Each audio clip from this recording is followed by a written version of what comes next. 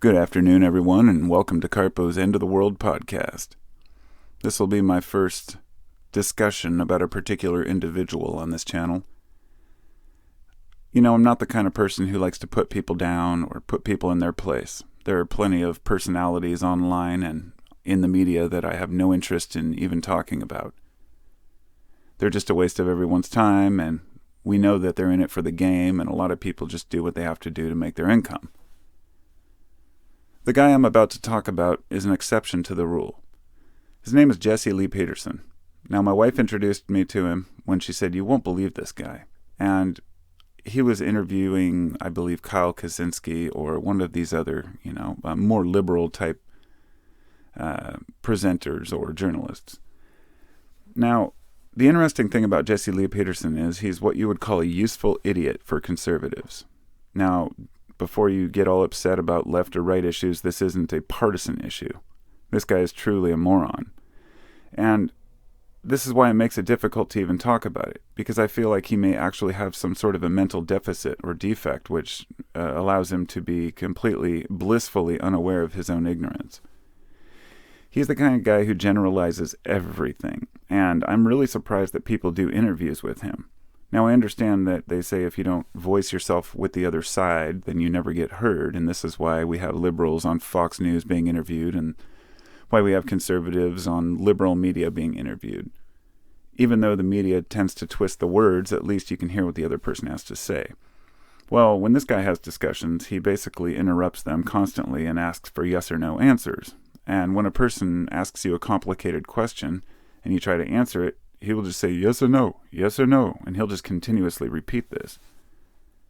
I listened to a few hours of his discussions, or a couple hours, as much as I could take, and I was just taken back by the fact that people even wasted their time with this guy. Now, he's black, and I need to say that because his obsession over black people being criminals is very interesting. He constantly asks these questions like, do black people have morals? And he'll ask this to blacks or whites, anyone. It's one of his big questions. Do black people have morals? And basically he's more or less hates himself, and it's pretty sad. It's almost like a self-depreciation, and he has no real depth in issues. He appeals to these same old fallacies, and he has a pretty standard routine of the questions he asks, Do you believe in God? And what do you think a man is? And it goes on and on.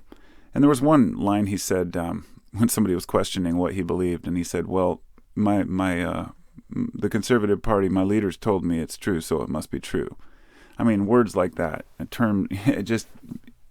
don't understand how a person can have that mentality, but more than that, how a person can have their own show. And I figure this guy must be funded as, like I said, the useful idiot. He asks the questions like, where do you get your values if you don't get them from God? And this is one of the questions that bothers me the most. I've heard this so many times. And they say, well, how do you know what's right from wrong if you don't have God, if you don't believe in a religion? And everything becomes a spiritual battle with some of these people. And, it's bad enough when I listen to pastors and priests, but when people are questioning others and basically saying, well, if you don't have God, then you have no values, they just don't understand themselves well enough to realize that it's not the normal thing to go out and want to murder or pillage or steal. And that these are conditions of a society, not of an individual. We're not born killers. It's not in our blood to just go murder each other because it wouldn't be good for the species. So it becomes a pretty obvious commandment to not kill. But another thing this guy goes on is talking about what everyone hates. And, he calls liberals or anyone who's left, he calls them children of the lie. And he repeats this continuously. And he says they hate unborn kids. He'll say they hate white males. They hate masculinity. They hate freedom. They hate marriage. They hate family. These people who speak like this, they very generalized terms, everything is just evil to them and to him specifically. And conservatives like that, I wouldn't call them a conservative, but they tend to think they have a monopoly on values, like no one else can discover these things for themselves. But then he'll go on to call these terms evil, nasty losers is one of the terms he uses. I heard him use to people, and I'm just like, it's like kind of facepalm hearing these people talk. But one of the biggest aspects that I wanted to cover was his obsession with being a real man. Now, this guy is, he's a man as far as a physical man, but he doesn't exactly look like the kind of man's man that I would expect to be talking about what masculinity is. And perhaps that's the problem, is that so many people are so hung up on not being a real man that they continuously ask others what it means to be a real man. And he's very hung up on transgender, anything that has to do with, any discussion about that, he just seems utterly confused as to what a man really is. Well, he's not a man if he's not a man, and what is a man? It's a provider, and, I'm a man, okay? I understand what it is to be a man, and so it has nothing to do with, the kinds of fallacies that he's using. And he said one time, real men aren't progressives. So, if that doesn't say it all, come on. He said, I've heard him say several times that whites build and blacks destroy. And he was saying that over and over to, I can't remember who he was interviewing with, but he was asked to repeat it, and he continuously, stood up for that whites build and built this country, and that the blacks just destroy it. And it was interesting to hear this coming from a black man. And so, I don't know, I'll let you make what you will of that. Basically, my gripe with him is guys like that aren't looking for answers. They're looking for faults. They're looking for a crack in someone else's argument, but a guy like him isn't even making an effort.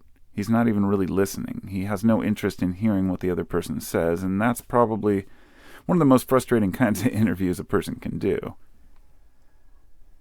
He calls Donald Trump the Great White Hope, if that doesn't tell you something. And people ask him, he's like, what do you think about the Great White Hope? And people are like, who do you mean?